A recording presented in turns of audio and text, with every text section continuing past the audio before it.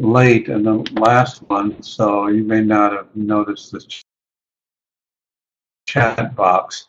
I want to encourage you to use that chat box today. Let's start and warm you up a little bit. I'd like to hear maybe a few of you type in what state are you from, or the city or state.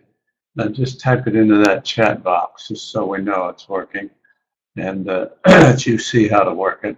So, okay, here we got Pennsylvania. Good, from Deb. Hopefully you got your sound working this time, Deb. Eric's from Mississippi. Another in Washington, California. Let's see if we can get a few more. That's 4 of you. There's should be at least 10 of you here. Arkansas, as you can see, we're all over the country this morning. Another one from Florida. Massachusetts, good. These are useful too. The old program we used to have kept these in so you could recognize people you know around the country. This new piece of software doesn't do that. So the other thing I'll point out this morning that we didn't talk about your AICP credits last time. These courses are all listed now on the AICP site. And so once you certify you've taken it, you can get your credits signed up. So let us know if you have any problem with that. But, so that should be fine. And I think we're about ready to get going. Let me get this live picture off so it doesn't bother you.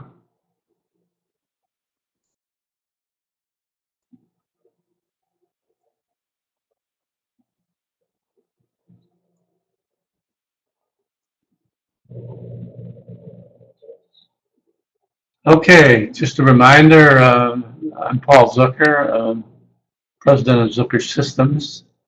We specialize in reorganizing departments. We've done about 170 of these around the country.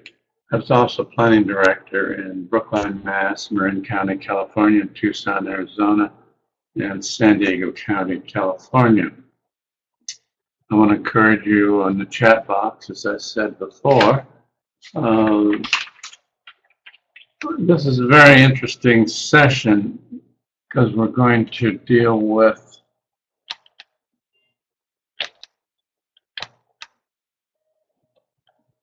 hopefully, Amber, if you can hear me, our presentation is not working.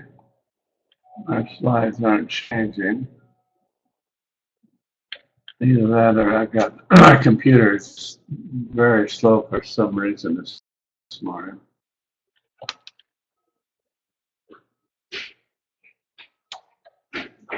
My office manager is coming up, see if we can solve this. Mine works. Solve this technology. So you're trying. Advance the slides. Okay. So what happens when you do it? Nothing.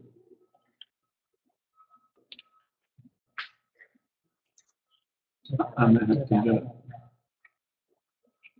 Okay, we've hopefully we're going to approach our technology a little differently since the program's not quite working. Hopefully this will work for us.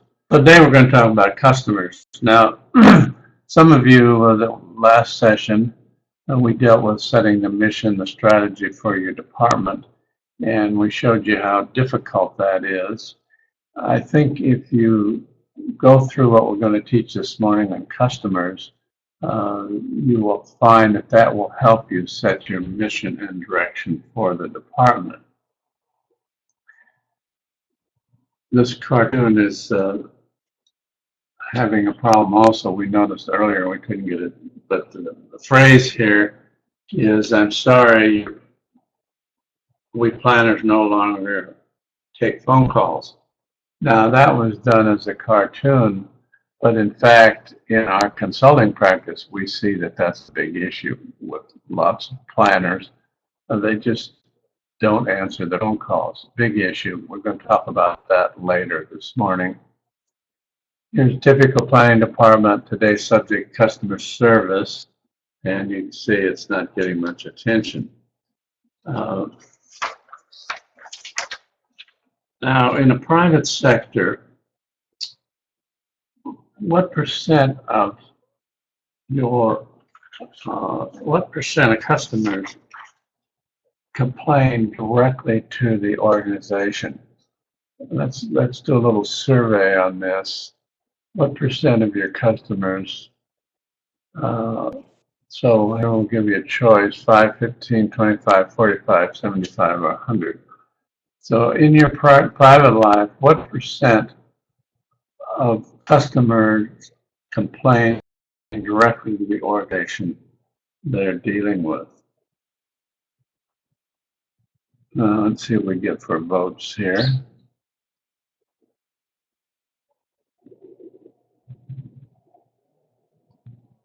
Okay, let's bring this up. And we've got 45% say 5%, some 15, and one or more up at 75. Let's see what the actual surveys show us.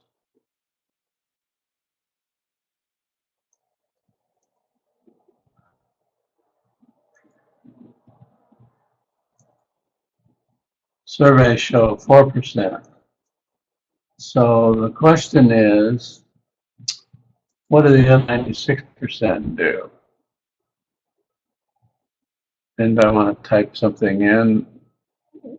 So 4% complain directly to the organization, but the other 96% do something.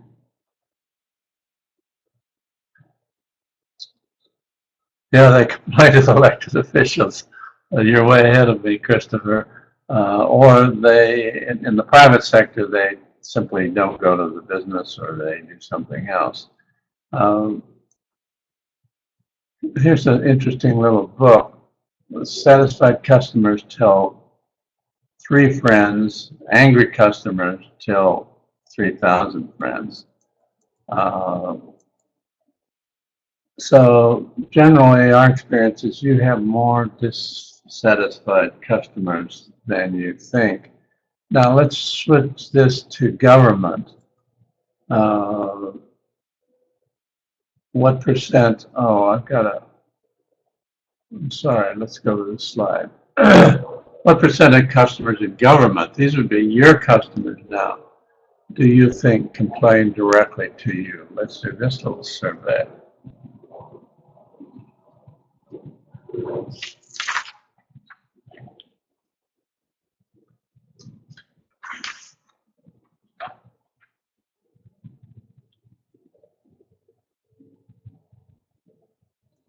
Okay, now as you can see, our numbers are a little bit higher.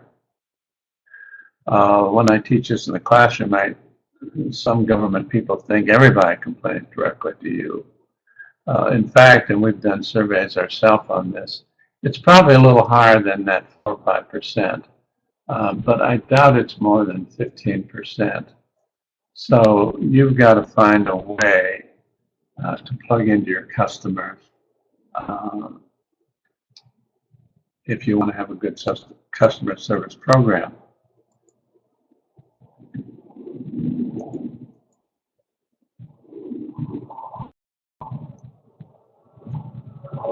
Now here's another question for you.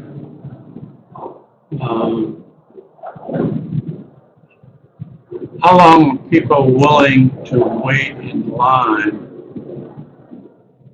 And there are national studies on this. Let's, without being uncomfortable. So go ahead in your chat box. How long do you think people are waiting to wait in line? These would be in your counter area. I think they're willing to wait in line. Okay, Kristen, 5 minutes. Another 5. Interesting. As long as Chris says 15.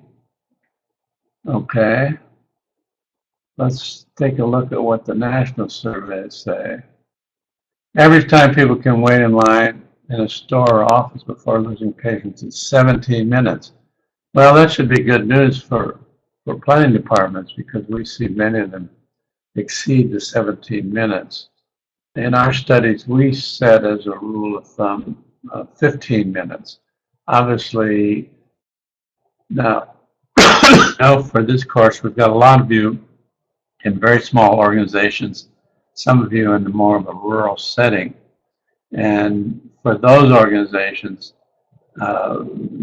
customers almost feel they need instantaneous service. So you have to adjust these a little bit. But if you're a large organization, we get several in this webinar, I would say 15 minutes is a good spot to work from. Now let's try the phone.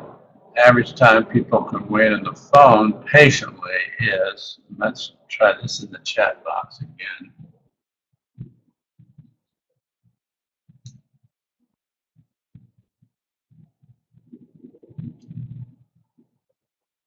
What do you think? Haven't had anybody. Here we go. 3 minutes, 2 minutes, 5 minutes, 5 minutes. Okay, let's see what our surveys show on this one. 9 minutes is the national studies, and I'm really encouraged because of the low numbers you're giving me here.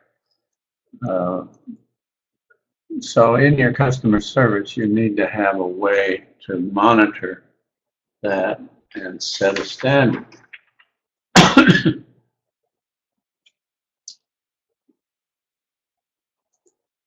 Customer relations is an integral part of your job. It's not an extension job. Now, what I want to teach you today is a standard textbook approach to customer service. It's nothing I've created. You'll find good books in the market and the internet about these kinds of systems. It's a 5-part system, and each part of the system needs to be taken in order. So my technology is just starting to work. Hopefully it will. We'll see. So here's the 5 points, and you want to take them in order. So the first point is you define the customer. Then you set a service strategy to deal with that customer. Then you have to have a service delivery system, and you have to have trained employees to work the system. And then finally, you need a customer feedback system. Now, unless you really have all of these, you really don't have a customer service program going. So today, in this hour and a half, we're going to go through all 5 and give you some tips on how you do these.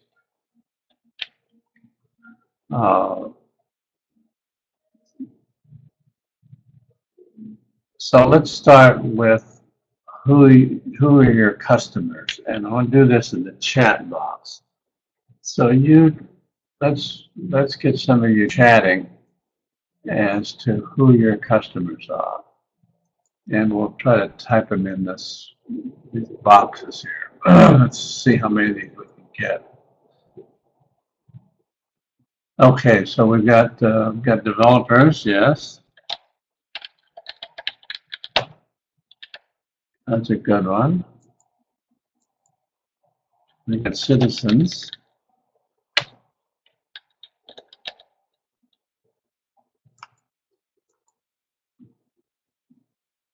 Architects.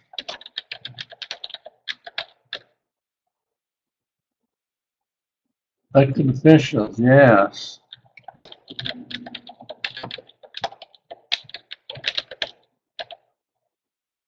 City council will be part of that, and appointed. We got engineers also. Oh, here's a good one that we don't always get, which I'm glad to see Eric came up with. Other city staff.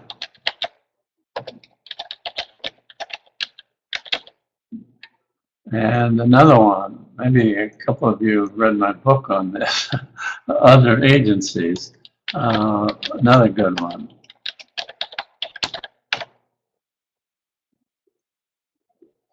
Everyone within the sound of your voice is a customer. I like that a lot. Kirk Croissant, that's going to come up later in the course also, and then contractors.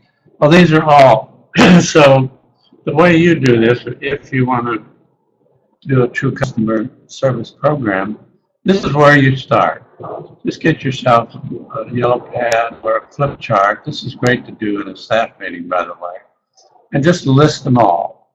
And whatever terminology works for you in your particular community, those are the terms that I would use. Now we put these together in 7 groupings, and let's see if we got them all, the ones we use. Well, my technology was working and now it stopped working again.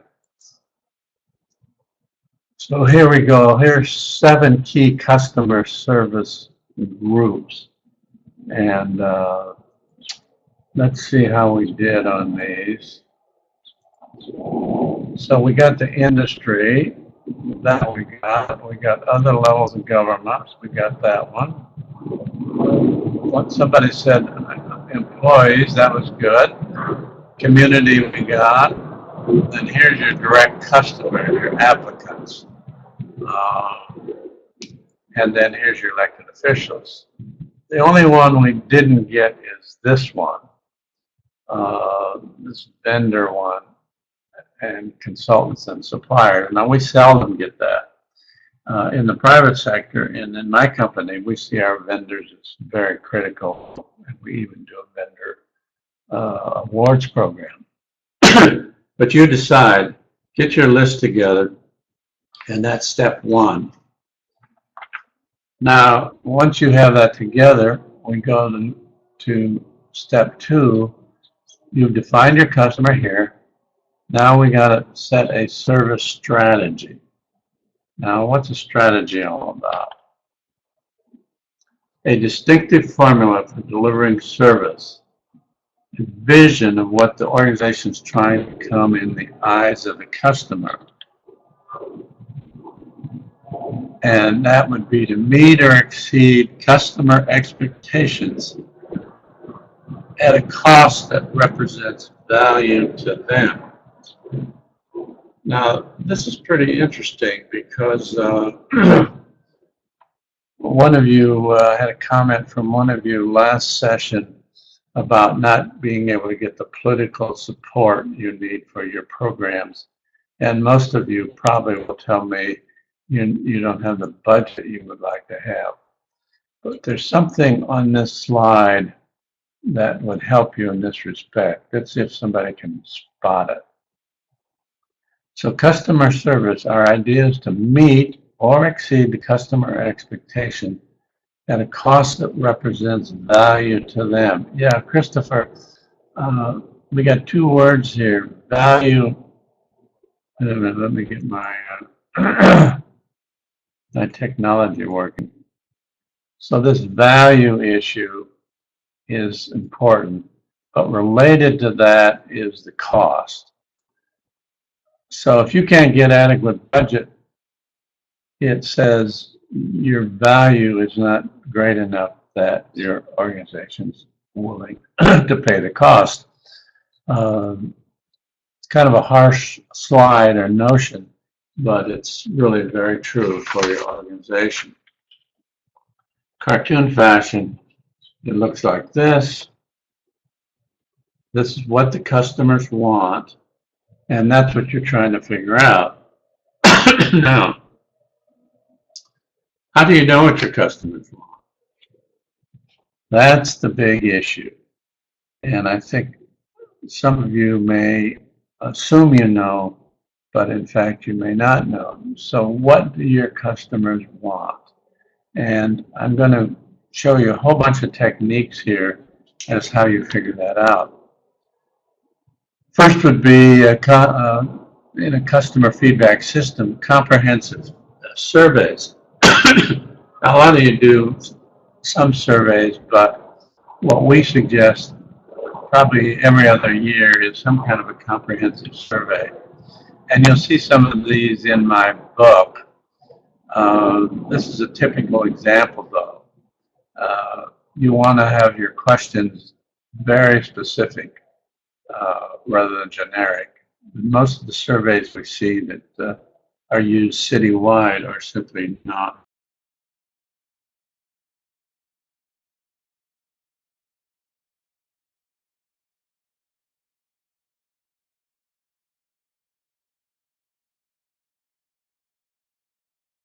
They're not well organized. The box that they go in is sort of hidden, and you're not paying much attention to them. But we still suggest you use them.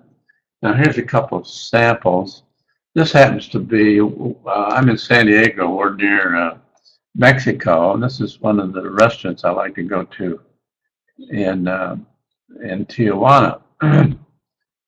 Now, there's something interesting. This, I'm showing this in Spanish, but this came out, the waiter brings this out with the check and stands there with a pencil and this comment card. And the waiter won't leave until you fill this out. So they're very, very serious about getting customer feedback in this organization. Now here's another one I picked up in Canada, probably the best restaurant I've ever been in. I stretched this a little bit so you can see it, but this was a little comment card that came with the check. Now there's something on here that I want you to see if you can spot. And this is the key thing that I would hope you could put into all of your surveys. See if you can spot it.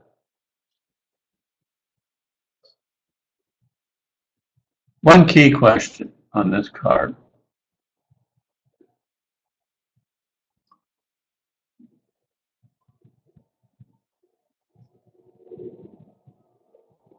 There you go. Christopher says the line that asks for recommendation. Yeah, here it is. Right. Oh, let me get my arrow over here. Right here. Could you give us one recommendation or idea that you feel would improve our restaurant? Now, what were they doing? They were opening the door for somebody to give them a recommendation, or in a sense, a complaint. And as I say, this is one of the best restaurants I've ever been in, and I filled in that line because there was something I thought they could improve on. I'm trying to find a planning department that puts out a counter card, and you just have that one question. That's it. And because what you're trying to do in all of this is improve your organization. So find good terminology on this. We see a lot of people using this. If you like us, tell others. If not, tell us. Okay, that's two techniques. Here's the third one called Moments of Truth. Now, there's a whole book out on this concept. Jan Carlson, he's president of Scandinavian Airlines. He took kind of a nothing airlines and using Moments of Truth moved it into one of the world's best airlines. And let me show you how this works. This is a sample out of one of Bruce Clinton's books. It was a thing he did in Fort Worth.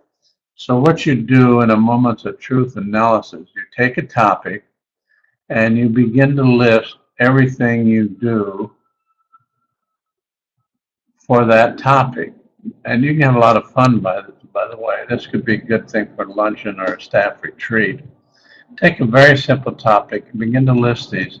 Then you analyze each of these and see what you find out.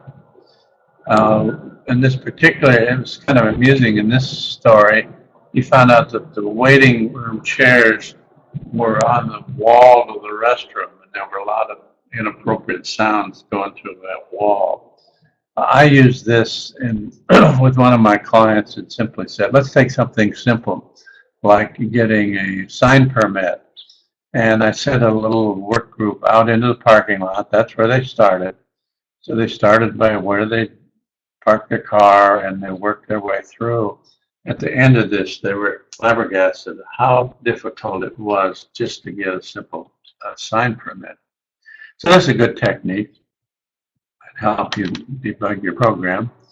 Then a newsletter. Now, this would be probably for those of you with the larger organizations here, but here's the typical, this happened to be a county, little newsletter they put out. We see a number of our clients do these, but they're now putting them on their website. So it would be a monthly kind of a summary report. So that's a good way to plug into your customers. Then focus groups. Now you can sit down with your customers around the table like this, but in our experience, your development customers particularly, they're really not going to tell you what they want because they're going to have to deal with you. So these you're best to do with an external facilitator. We do these generally in all of our studies. We restrict them to 8 people at a time so we can get into detail. Generally, it takes 2 hours to do one of these, and we get fantastic ideas. A number of years ago, the city of San Jose was having lots of problems, and they hired us. All they wanted us to do was focus groups. And those focus groups, I think we did 7 or 8 of them.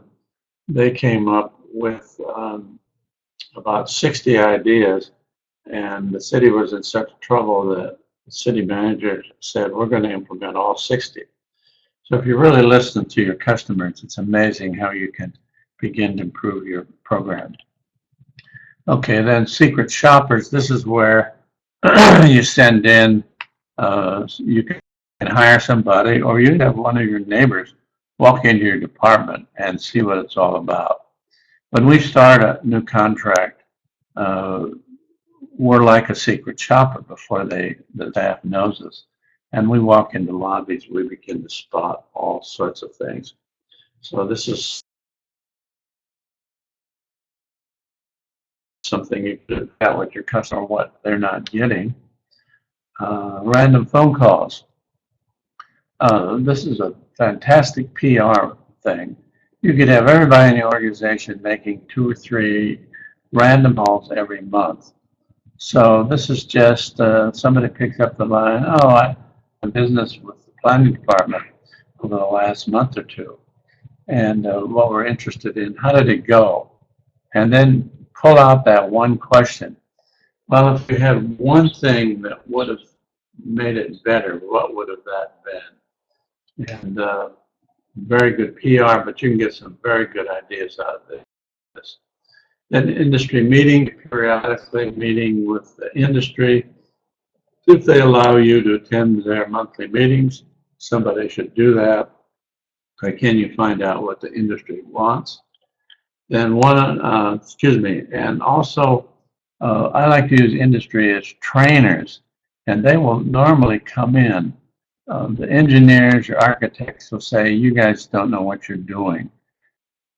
So what you want to do is challenge them and say, well, why don't you come in and show us how to do a slope analysis, or how do you do a sewer analysis? How do you do design review? And those are very good training sessions, but it opens communication line between you and the industry also. Then one-on-one interviews. Now these are particularly useful for your elected officials and your appointed officials. They're not going to tell you off the platform of the dais what they really think. But if you can get them one-on-one, you can get a lot of insight. And they are one of your customer service people, as you indicated earlier.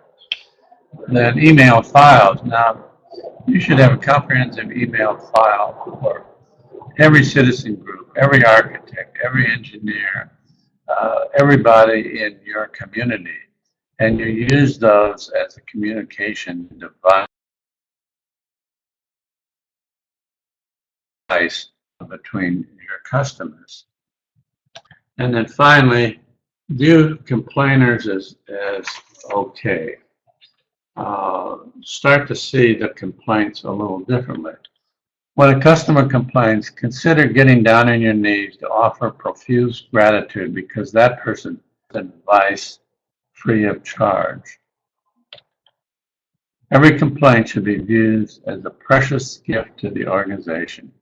There it is. Put a ribbon around it. That's the way you're going to improve. Now, once you have a list, once you've asked your customers what they want, then you'll have a list for each one. Now, we don't have time in this seminar to go through this in detail, plus it's going to vary by community. But here's a few examples so you can see how this works. So what would be your strategy for applicants? Partner, they want to partner with government. They don't want us versus you versus them. They would like preferably be in partnership. We want to reduce adversarial relations, provide predictability in the process. They want to keep informed, and of course they want shorter timelines. So those are typical. Now they may not all apply in your community, and your list will probably be longer. Again, these are exercises you can do with staff over lunch or in a retreat or what have you. And out of this, it's kind of a brainstorming. You begin to get some insight into your customer service.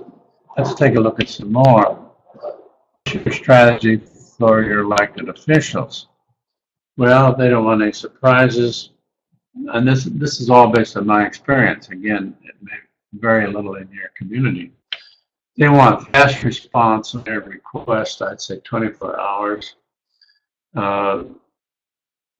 They do often want to be educated, but they have their opinions, and they want you to respect those opinions and carry them out. So that's key. I was working with one organization, and the director got fired shortly after I finished. What I found out was, and what the city council members told me, is he only wanted to carry out what he wanted to do, and he didn't want to carry out what the council wanted to do. And obviously that got him in trouble.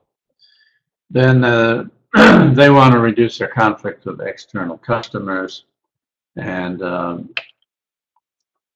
they want some pre-advice on potential problems. I would say your city manager probably, I don't think I have that here, would pretty much have a similar list. Then, by the way, feel free to comment on these as we go through in your chat box. I'm trying to keep my eye on that. Okay, let's look at your community groups. Now, very active in many of your communities. They want early notice of permits and actions so they can participate.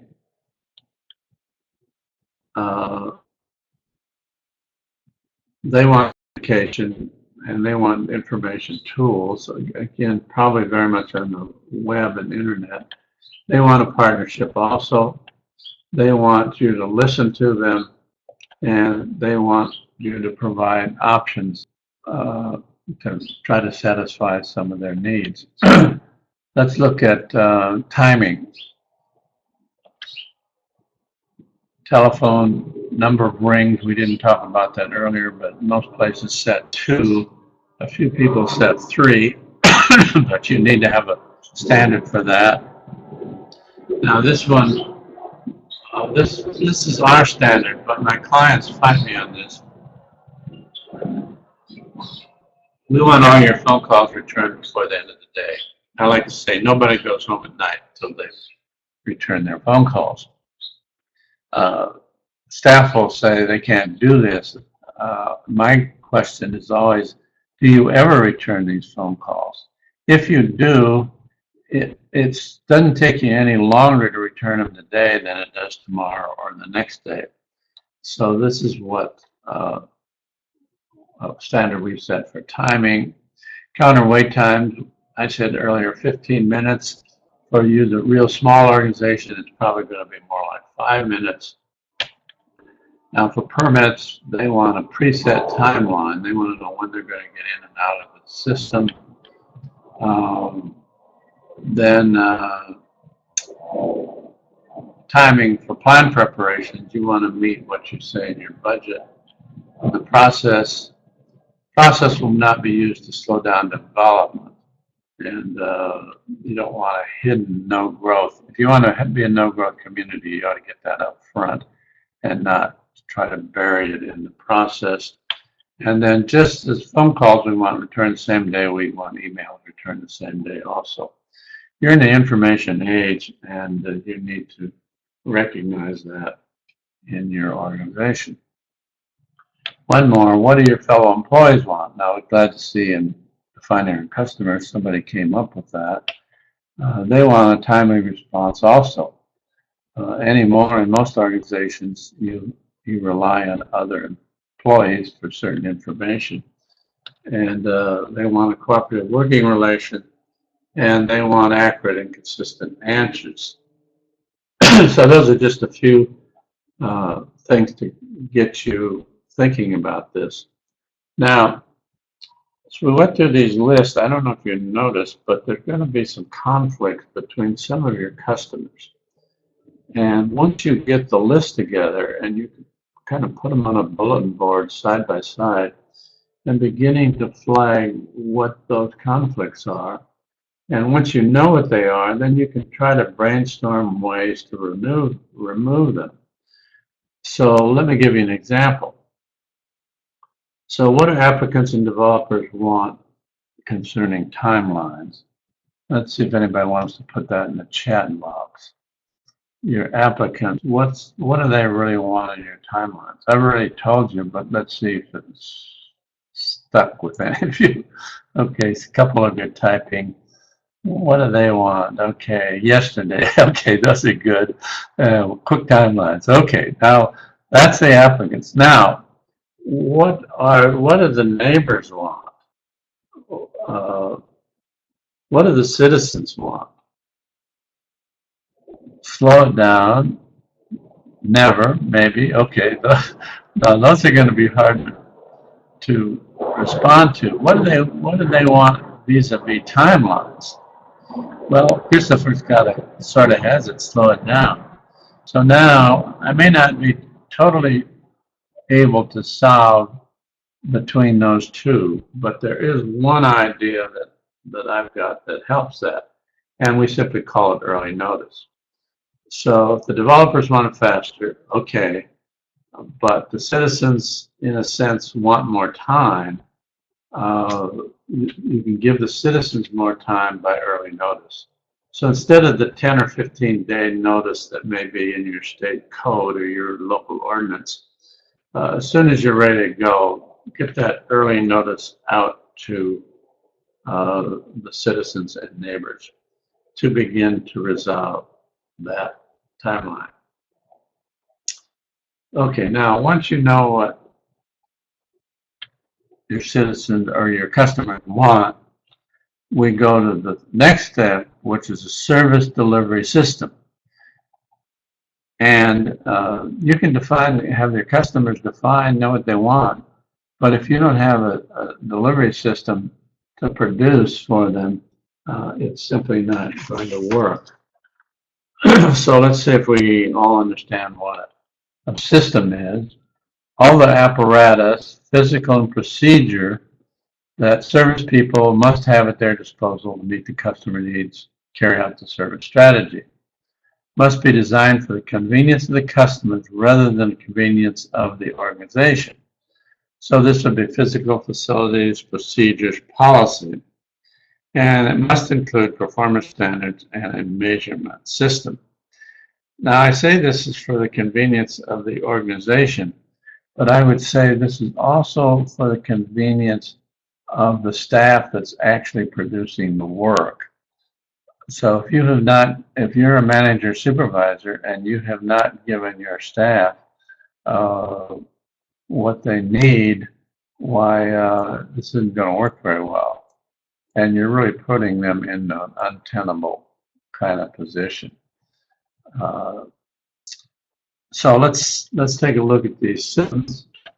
We'll start with physical facilities. Now, right off the bat, how well is your office located in relation to where your customers are coming from? key issue. And then co-location of all development-related functions. Now, you may not be able to do this in all cases, but that's where it's going nationally. That's where best practices are. And that's, so this would be getting your planners together, but getting your engineers and fire department, everybody else that's involved in the process co-located together. Then the parking. Is it easy to park, or are you in transit lines? Key issue for your customers. Then one-stop permit center. Again, this goes with your co-location, or are you sending people all over the community to get their permits? The reception area ought to be pleasant, lots of chairs,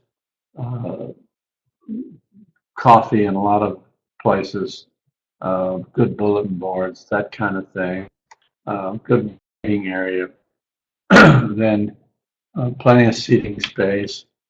Names. Now, I think anybody serving at the counter should have a nameplate right there for customers to see. But I would go even further than that. I like to put it this way. Nobody should leave the organization until they've got a business card from everybody they've talked to. So have those handy and hand them out freely, and get all your staff doing that. Then signs, there ought to be clear signs. It's not unusual that the reception area is not clear, so if the customer walks in, they don't really know where to start, and the signs aren't well done. Then I like to say cleanliness. This is the old story. If you get a dirty glass on the airline, you think that their maintenance of the airline itself is not very good, and it may not be safe. I feel the same way about government departments. So you ought to watch that. Then the way the office is laid out is critical. So how does the backup staff relate to the front counter and that sort of thing? Again, we're talking about physical facilities here, and then how well is your GIS system working? And do you have electronic permitting system? We're going to talk about that more later in the course. Even for small organizations, eventually all your permits are going electronic.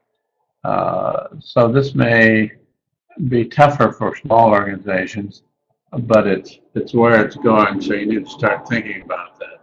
By the way, for those in the small organizations, I don't think I've said this, but a lot of this material is material may not work in your current job, but get prepared, because this is material you can use as you move into larger organizations and for your next job. Related to electronic permit systems, electronic plan check, and electronic files. We get lots of complaints in our consulting about filing systems and planning departments. But once you go electronic, those files also go electronic, and you'll begin to solve those things. Then field computers and printers for inspectors, those of you that have a building department function within your department. And related to that, interactive voice response, internet inspection request systems. So these are simply just all physical facilities. And keep in mind what we're trying to talk about here is, what do you need to satisfy your customers? Let's take another one. How about in your policy arena? Well, you have general plan or your comp plan. Is it up to date? Do you have it? Same thing for your zoning and subdivision ordinances. And then what we seldom see are good interpretation manuals. The city attorney may have an opinion and then it gets lost, or you make an interpretation but you don't document it for use in the training program. So you ought to have an interpretation manual.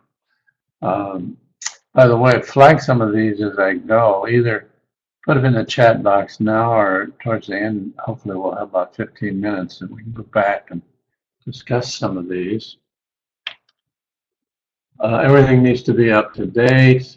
Your zoning map needs to be in your GIS system. And typically, when we see your zoning map on the internet, most communities have a flag on it, probably at the advice of your city attorney, that says that this is really not the zoning map. But if you're going to have this for people to use, then it needs to be certified. It's something they can really use. And get rid of the old paper maps. With everybody in this course probably has a GIS system by now. And your zoning map ought to be on that GIS system. And you need good handouts. And all of this needs to be on a website. Now, then let's look at procedures. So we've done your policies, we've done your physical facilities. Now let's take a look at how well your procedures are set.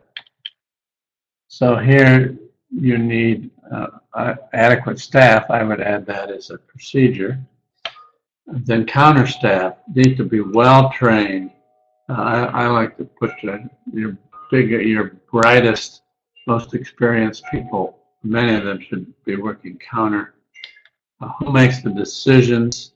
The trend here nationally is to go to lower and lower levels to empower people to make decisions. Then we're talking about process, procedures here. You need measurement systems to measure everything you're doing. You need to review your timelines. You need a good sign-up system for how people check into your organization. A way to give thank yous at times to customers. Checking timing in your procedures. Having a permit system. Monitoring your wait times. And here we are on telephone and email again. What are your procedures? We already set the standards. How well are you using your internet and your website? Training your staff. Moving towards the paperless office. And my view is you're all going to end up there at some point. It's going a little bit slower than we'd like to see and assumed it was going to be. But the technology is here, and the cost is coming down. So these would be procedures, good handouts, good newsletters we talked about. Procedure might be a customer education program. We particularly see that in things like the building code, but could be also useful in your planning code. Having a clear philosophy of what you're doing, and then having some program available for what happens when you have screw-ups in your organization. Then you want to set and monitor counter wait times, and here we go, whatever you set what it is. We kind of ended up saying maybe 15 minutes is standard, but for some of you 5 minutes. Check plans for completeness and intake. We see some organizations methodically doing this, others are not. But if you're taking in incomplete material, you're kind of screwing up your whole process. Those files get stacked around, then another piece comes in, you got to find the file, stick it in the file, and you're picking that file up and down just way too many times. So good customer service. Some people feel taking incomplete plans is good customer service. I feel exactly the opposite because it really impacts the whole system. Use of credit cards. You need to have these not only at your counter, but over the internet. It's amazing where we've worked with communities going to electronic plan checks and using credit cards, how difficult your finance people are finding that.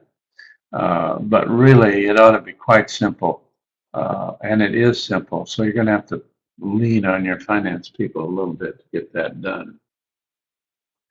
Then interdepartment review committees with decision power, very important in your processes. Then you cut performance standards. You set your performance standards, and then you cut them in half for each cycle of review. we're going to see a lot of this later in the course again, but this is just kind of a starting checklist. Then you want to meet those performance standards. We say 90% of the time. We have a few clients that use 95% instead, but if you can set a standard, meet it 90% of the time, you're probably doing a pretty good job. Then you want a good checklist for your first review cycle. You don't want to keep adding new things each subsequent cycle. And then you want a way to handle overflow plans when you can't meet performance standards. And that usually means consultants. It could mean overtime, though. It could be calling back retired employees. But you need to have a system for doing that.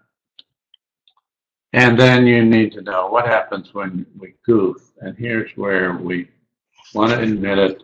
And don't pretend to a customer that you didn't make a mistake.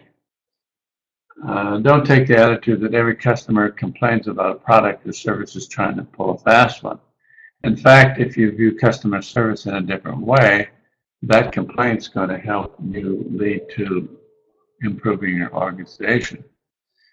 Never deal with a customer's reported problem by responding that no one else has mentioned a similar problem.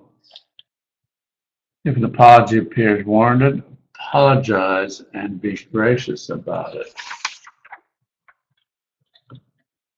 These are things we see over and over in customer service. People losing plans, plans still in office mail, the proper notice was not given, so the meeting has to be continued, out-of-date handouts, senior planners refusing to come to the front counter, people getting in the wrong service line, dirty facilities. This one's an important one. You answer the question, but the customer may ask you a question and you answer it, and you think your job's done. But the problem is the customer often does not know the right question to ask you. So you need to draw that out. And then signs to nowhere. If we had time, I could give you lots of examples where I see how signs are really not well done in most planning departments. Here's six simple ideas. You can go back and immediately improve your customer service. Answer the damn phone. Get your voicemail. Respond to your voicemail. Get your emails answered same day. Cut your counter wait times. If you've got people sitting around for an hour, you've got a real problem. You've got to solve that. Handing out lots of business cards, letting customers know who you are, and then getting your website up to date. So these are very simple things that can get you going in a customer service program.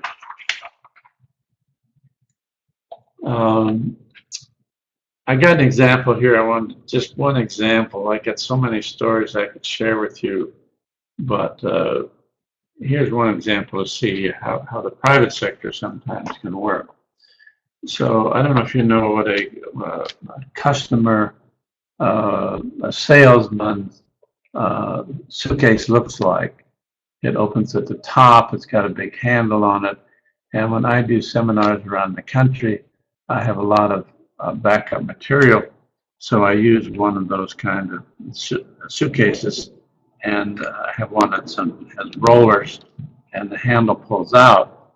Well, I was doing a survey or working with a customer, and I had to go up some stairs to get to the meeting room. So the suitcase was loaded, and rather than pick it up and carry it, I tried to bring it up with the handle, the extended handle, and of course it broke. So now what am I going to do? When I get back to San Diego, I take it into my luggage place, and they say, "Oh, you can send that in. They can fix it for you, and they'll charge you for it." So I send it in. The next thing, a week or two later, I get a FedEx box, and it's got a brand new suitcase. And in it said this: "We apologize for the inconvenience and want to assure you that SOLO stand behind our products. We are dedicated to satisfy our customers. We hope you will enjoy the use of your new case for many years to come. Should you, however, need any further assistance, feel free to contact me. Well, the other story behind this, that suitcase is about 10 years old. So not only didn't they charge me to fix it, they just sent me a new one. Now that's really customer service. You need to interpret that for your organization. Okay, let's go on. Now we've defined the customers. Let me get the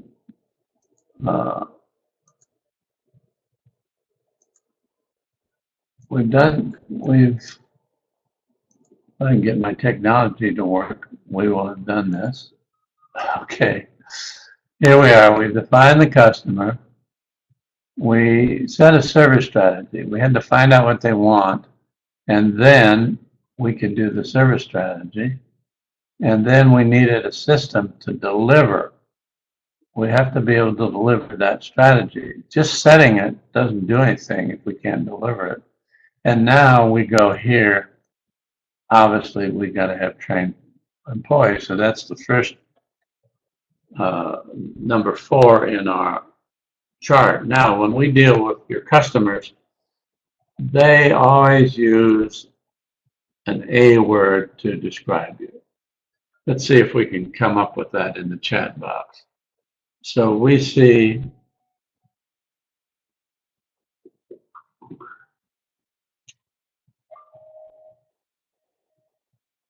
somebody's typing. What kind of A words? Agonizing. Okay, that's a good one. I hadn't got that one for Christopher, but I like that one. Yeah, that a-hole. Yes.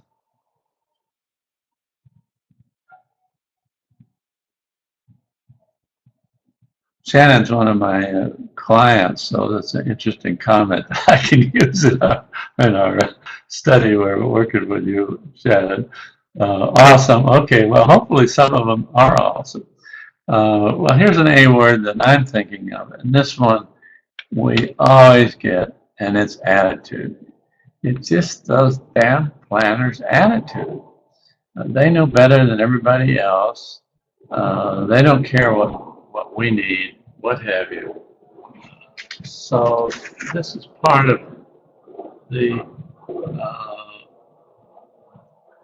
what we need to begin to think about with our staff. Now, for your frontline people, this is what we find. They're often underpaid, poorly trained, poorly placed, have high turnover, and there's a lack of systems to back them up. I like to say it this way: the front counter isn't a training ground. Now, let me do a little survey, yes or no survey. See if I can get the right one here. Here we go. Do you put your new employees or problem employees at the front counter? Yes or no?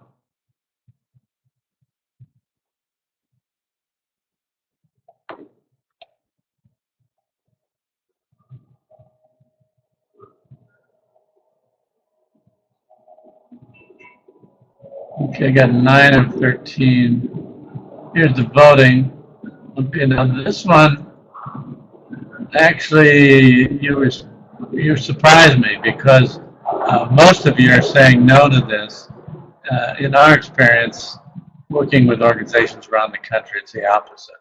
It's typical to put your new employees or problem employees at the front counter. And when you do that, you're probably heading for some problems in your organization. So you need to have well-trained people. Because if people leave your counter with the wrong information, the whole application gets off on the wrong track. I used to do development work here in my company, and when we closed it down, we had 25 active projects going. And my head planner, this is what she always said, and it was kind of a rule of thumb. It was pretty sad. We said we never, ever believe what we hear at the front counter. We were burned just too many times with bad information at the front counter. So you want to be very careful what's going on at your front counter. 7 sins of service: apathy, brush off, cold condescending, robots, people just following the rule book, and people getting the runaround. By the way, if you have people at your front counter that really have a personality that's not well suited to that, I think you just need to find another place to take advantage of their skills, but it's probably not serving customers at the front counter. They may look like this, the diligent problem. Do I really look like I give a damn? Don't ask me, I just work here, so they're not equipped to handle the customer. Frontline people need to be trained. Here's 7 ways. We can't do this in detail today, but I want to give you a few ideas how to project a more professional image. So introduce yourself by name, have eye contact, direct eye contact, use good gestures and body language. By the way, I just put out some information on this in my monthly management info for those of you that are in our system. Lean in, show attentive, good facial expressions, friendly, open here, good handshake, and dress. Now, we're not necessarily got to go to a very rigid dress code, but certainly dirty clothes, beat up t-shirts, that sort of thing is not going to give you a good image. The planning director and planning manager jobs to support the frontline staff. Now, here's the way Nordstrom does it. So in Nordstrom's, here's the frontline staff, where the managers, board of directors, managers, they're down here providing the support for that frontline staff. Very good chart. Let's convert this to your planning organization. So here you are, planning director or division manager. Here you are, division manager. But your job is the same. These are the people that are producing the frontline work, and your job is to support them.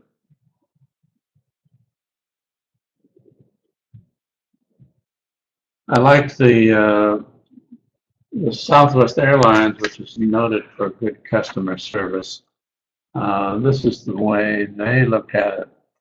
The job is to serve the needs of the employees, who will in turn take excellent care of the customers, which will in turn provide a good return for shareholders. So you managers need to keep that in mind.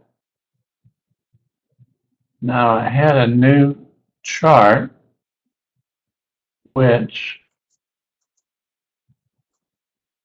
my office manager and I will work I'll figure this out later. It didn't get in here, but I can read you what I intended, what I wanted to have up on the screen, and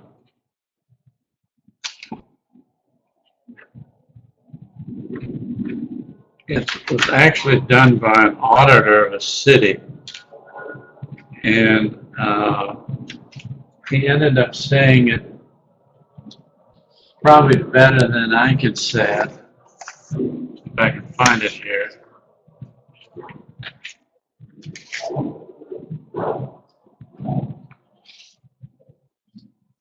I'll come back to it here in a few minutes when we get into the question time. I'm having a little trouble locating it. Basically what he says is don't get confused. Just because you've got good, it appears to be good customer service as you're looking at the eye of the customer at the counter. But unless you can actually deliver the goods, you're really not doing good customer service. So we need to be concerned for the number of staff, obviously, and the quality of the staff.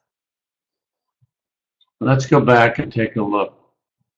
So here we are, is this 5-point system for customer service. Now, ideally,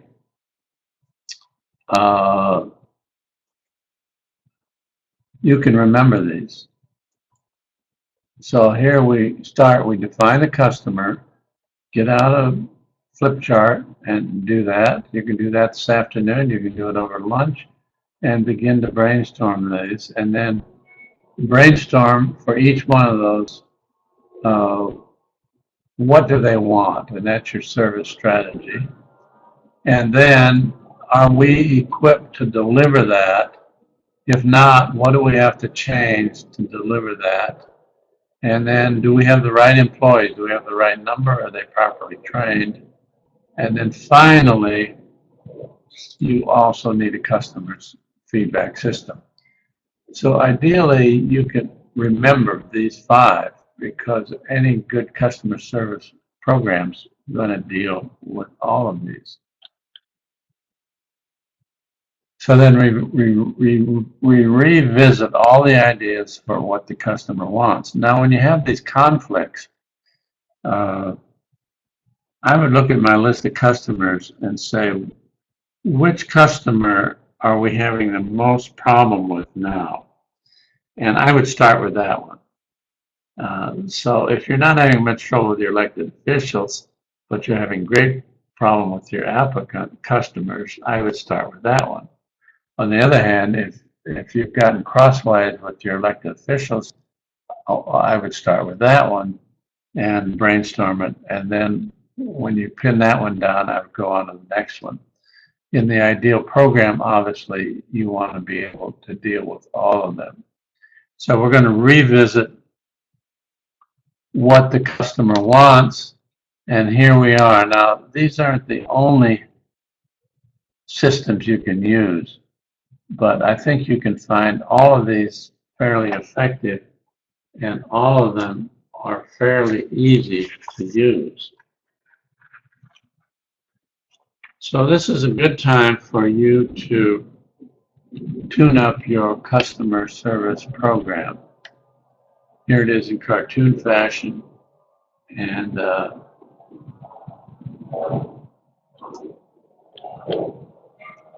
so here we are. Here's the 5 points, and we've got about 20 minutes here we could use. Let's get some questions up about customer service. Tell me about what some of your frustrations are and what we can do, see if we can answer some of these. Let's see who wants to start with a question. While you're thinking of that, I just found what I wanted to have a slide of, but didn't have it. So it'll be in your handout that you'll get next week sometime. This is what an auditor of a department said. And this was a city auditor. Now, they're not always most accurate, but oh, here it is. I don't know where it came from, but it just popped up on my screen. I think my office manager is way ahead of me here. But an underlying theme of our audit findings is that planning's focus on customer service is to do what it takes to make the customer standing in front of them happy. Planning must address its customer service needs more systematically. That means evaluating program performance to understand the root causes for not meeting established performance goals and for long customer wait times. So I hope you can see the message there. He or she, I think this happened to be a woman, he's not saying don't try to make people in front of you unhappy.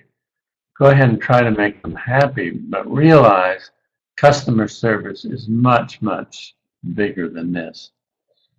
Okay, well, I'm glad we found that. I think it's a good kind of wrap up to what I'm trying to do here. Now, let's go to our chat box. What about a chronic complainer who can't be pleased, Deb says? Well, you may well have one of those. My own philosophy is, I think even behind the chronic complainer, there is some value if you can step away from thinking about them as chronic and try to figure out what are they continually complaining about and see if you can solve them. Now, you may not be able to solve every one, but if you can solve the rest. Also, when we do focus groups, it's interesting. I usually suggest to my clients, if you got one or two chronic complainers, put them in a focus group. Because I think getting them exposed to other people and seeing it in a broader way can be helpful. And maybe somebody else who's in a seminar wants to help me out on that chronic complainers. Chris says answer shopping, going from one staff member to another with the same question. Yeah, that's a big issue. Now, how do we avoid that? Well, we avoid that by well-trained staff, interpretation manuals, and then I also like a project manager, case manager approach. So rather than just handing files continually from person to person, one person takes it in and stays with that straight on through. That can avoid some of this answer shopping. But if the customer is going to get different answers, they're going to answer shop. And so you can't blame them for that. Eric, customers complaining that the process wasn't explained to them thoroughly. Big issue. So this goes back to how good is your handouts, how well is the process being explained at the front counter. Now, let's take a few examples. Today, it's not unusual that it's not only the planner that's facing them, but you may have specialists within your department, planning specialists within your department. They may have a slightly different answer or would explain things differently. But then you also have engineering or fire or some other specialty organization. And your front counter people need to be able to, in a sense, answer for all of those. Or if they can't, if you're co-located, so let's bring the engineer over to address that issue. But we see, Eric, your thing over and over and over again. The customers think they know what you've asked them to do. They go out and do it. And they come back, and then you ask them to do something else because you didn't explain to them at the first time. Let's see, Shannon, what are different formulas or examples of interpretation manuals? The problem, let's see, I'll do something I shouldn't normally do, but Shannon's one of our clients right now. And Shannon, you're going to see a whole half a page answering your questions in the draft that we're preparing for you. But my concern is, and Shannon's in an organization that's probably understaffed. And so when we raise the question of interpretation manuals, the first question is, well, who's going to have time to do that, and how are we going to do it? And my suggestion is this. You take the next time you need to make an interpretation, and if you're the person making that interpretation, and you're at a high level in your organization, that's the start of the manual. Don't try to get every interpretation that's ever been made. Just take one. Now we've got it started. Now round up the ones that the city attorneys made, stick those in. You'll probably do this in electronic format, but it could be in hard copy also. Then the next time you get another interpretation, add that to the manual, and pretty soon you begin to have an interpretation manuals. But this is great for training. And let's see, I worked with Calgary, Canada. They had this all up on their, the counter people could pull up these interpretations on the screen at the front counter, and they could query it. So it's kind of like artificial intelligence. So the main point is, I say, just get started with it. Don't get too fancy. Obviously, you probably want to develop some kind of a rough format for it, but that doesn't have to be very, just has a title, needs to have a good index or table of contents, obviously, so people can find it and use it as a training manual. But that's what I mean. Unfortunately, I don't think I haven't kept examples from some of our other clients, but you might ask other cities what they're doing and you'll see that. But I would keep it fairly simple. See, Amy, how do you get buy-in from current staff, the process of improving customer service when they don't see the problems? Okay, well, that's a great one, Amy. And the reason, if we go back to, let's see, I think I can pull up this slide. Yeah, let's go back here. Why is this stuff so useful for you? Let's take a comprehensive survey. Now, when we do these, we see communities where you get as high as 60 or 70% of the people surveyed are very negative about these questions. And then you can take that data back to the staff that doesn't think you have a problem and say, well, wait a minute, 60% of our customers are saying bad things about us and think we have a problem. Now, same thing with focus groups. You can use that data to convince the organization that needs to improve. Now, in an ideal organization that's into continuous improvement, you probably go through an improvement program that you establish yourself probably at least every 5 years. But for those that are in denial, I think you need the external feedback to help you. And it's going to depend on what staff level you're dealing with here. But that's the way I think you get buy-in. Now let's go back to last week's strategy session where we're setting our mission and values for your organization.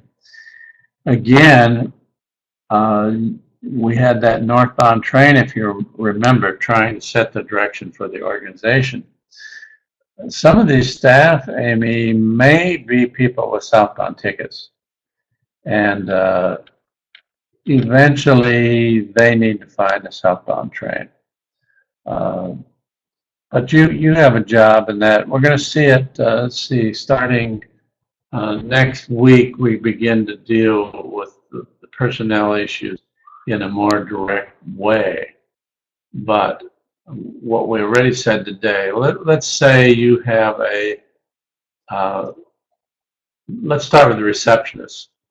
Let's say you have a receptionist in your department that really puts out a very bad image. They're grouchy, they're not smiling, whatever the issue may be. You've got two choices. One would be to try to get them to buy into a change, and hopefully they can change. But if they're in denial or won't change, then that's too important for you. You have to remove them from that job and put them in a position that better suits their background. Same thing would be true with counter. You may have planners that just are terrible at the counter and you just can't get them trained. And I would take them off the counter. So as you'll see next week when we get into personnel, as a manager, understanding the strengths and weaknesses of each of your employees, getting them in the proper place in your organization to be productive. That's the big job of management. And of course, those of you that are managers in this course, everything we're talking about in this chat box, this is high on the list, your to-do list. Okay, we're doing fine. Let's see if we got one or two more. We got a few more minutes.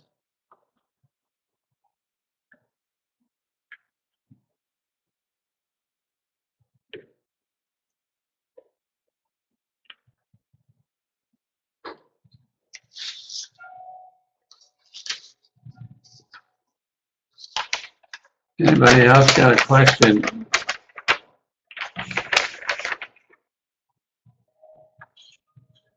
I noticed we get some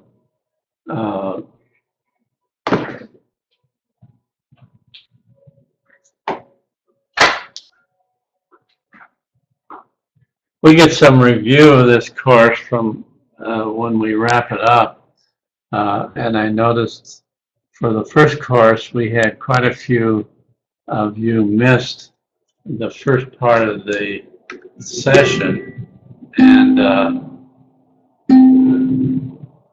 I'm heavily into ukuleles these days, and trying to get somebody in this course that plays either guitar or ukulele that could do a duet with me. But if you missed the my brief performance last time, let me get you on get me on video here, and so I'm going to end with this little song. Oh, that's not the right song. I got the wrong song.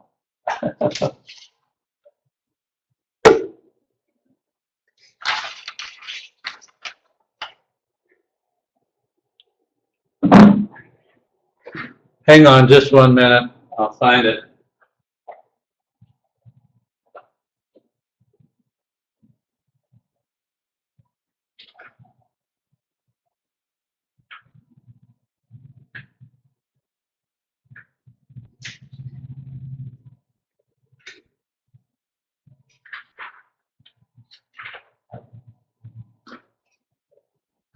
Okay, I wasn't planning to use this today since I used it last time, but since we ended a few minutes early,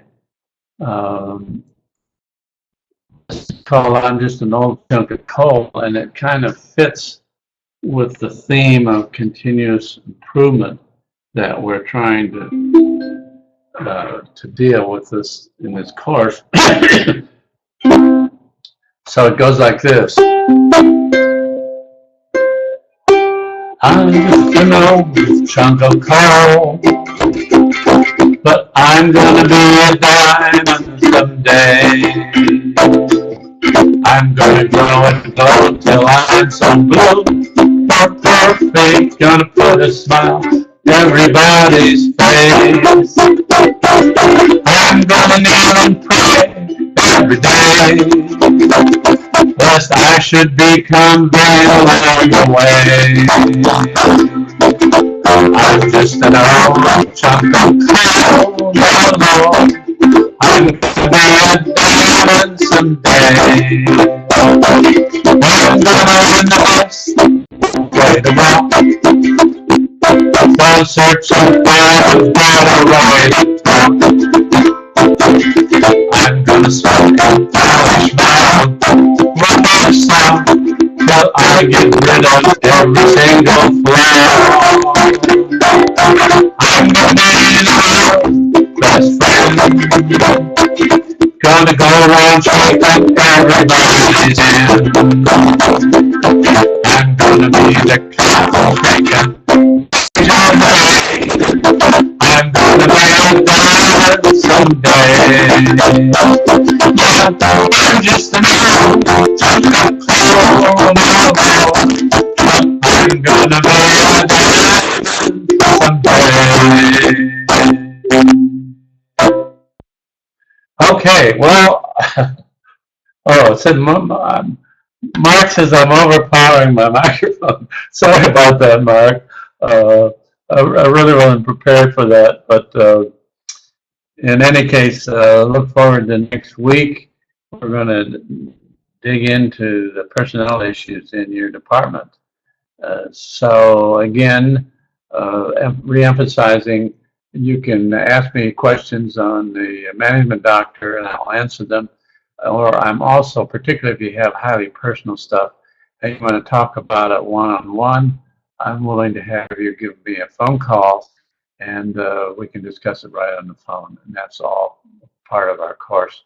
So good luck to you, and see you next time.